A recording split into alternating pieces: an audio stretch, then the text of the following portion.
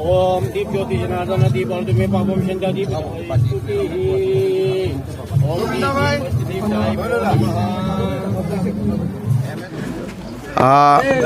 আচ্ছা বাবা একো নাই তই আঁতৰি দে খেলিব নালাগে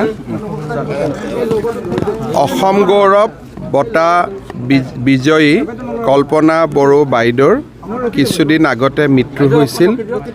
মৃত্যুৰ পিছত তেওঁৰ পৰিয়াললৈ আহি মই তেওঁক সমবেদনা জনাইছিলোঁ।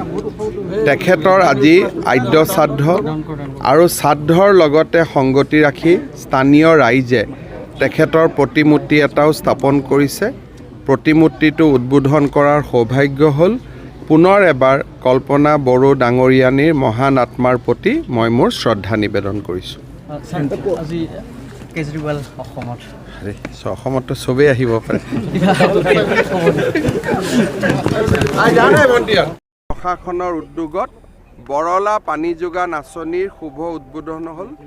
এই আঁচনিখনৰ গুৰুত্বপূৰ্ণ কথা এইটোৱে যে ভূটানৰ পৰা নামি অহা নোনা নদীৰ পৰা আমি পোনে পোনে মাধ্যাকৰ্ষণ শক্তিৰ সহায়ত ইয়ালৈ পানী লৈ আহিম আৰু ইয়াৰ পৰা কেইবাটাও পানী যোগান আঁচনিলৈ ট্ৰিট ৱাটাৰ অৰ্থাৎ শোধিত পানী যোগান ধৰিব পৰা হ'ব।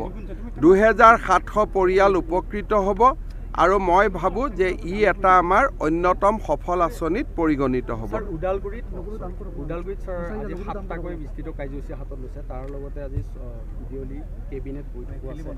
ওদালগুৰিত এটা দীঘলীয়া কেবিনেট বৈঠকৰ পিছত মই সাংবাদিকসকলৰ কথা পাতিম।